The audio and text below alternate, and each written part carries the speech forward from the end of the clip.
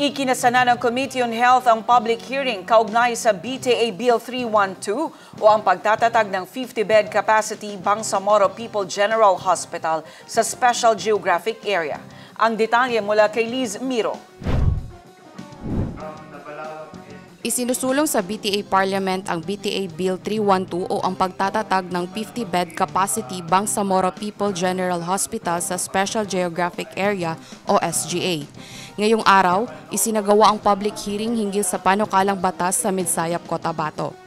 Kanina po, sa pag-conduct po natin ng consultation, marami pong ideas na lumabas. First is yung name po nung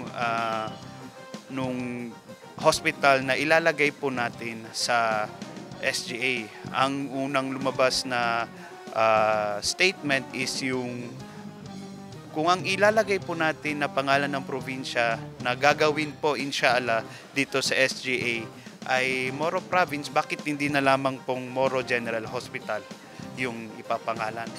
And pangalawa po na lumabas sa ating pananaliksik, isa po doon ay according po sa ating MP na Muhammad Kelly Antaw and also po sa mga representative po ng SGA ay bakit hindi din po natin pangalanan yung hospital ng Gadsali Jafar General Hospital.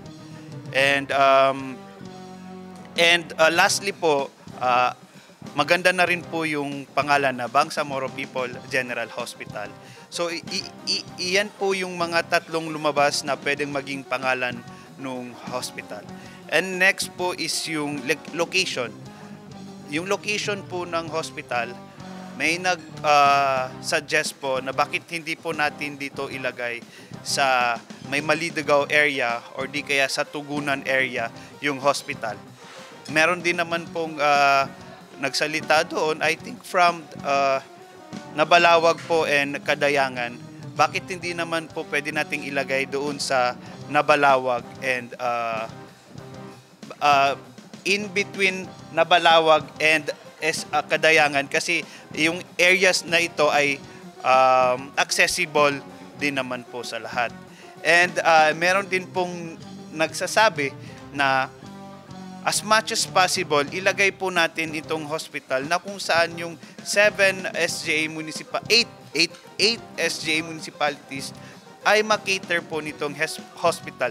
Not only po yung 8 SGA municipalities but also yung mga kapitbahay po, kapit municipalities din po from other areas such as Northern Kabuntalan and Datupiang. Dumalo sa pagdinig ang mga residente ng Nabalawag, Tugunan, Ligawasan at Kadayangan.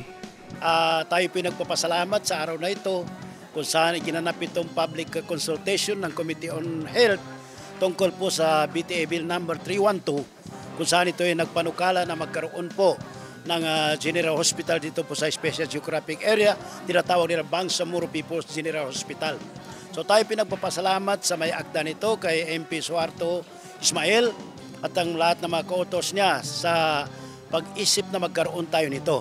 So ang buong EJ, stakeholders, the local government units at bilang kinatawan na EJ sa Parliament, kami po ay full support sa nasabing panukalang batas na ito. Inilatag rin ng mga residente ang kanilang suhestyon kaugnay sa proposed measure. Provide a comprehensive and total package of healthcare services of the Bangsamoro people, particularly those residing in underserved and geographic isolated area, which is tama naman, kasi hindi lahat na nasa-serve. So siguro, pag nagkaroon tayo ng ganitong hospital, itong BP, GH, siguro masuserve na yung mga unserved dito sa isolated geographic area, isolated areas. So we are very much thankful dahil po sa batas na sinumite o panukala ni MP Ismael. Kami po sa Kadayangan o sa SGA ay lubos na nagpapasalamat sa inisyatibong ito para magkaroon ng sariling ospital.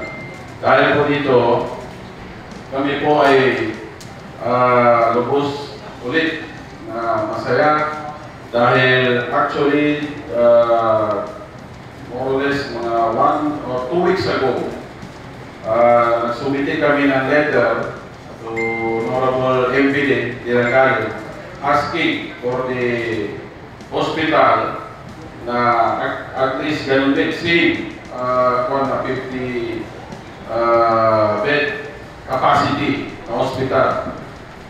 Actually at that time sabi niya dadaan pa sa ganitong batas.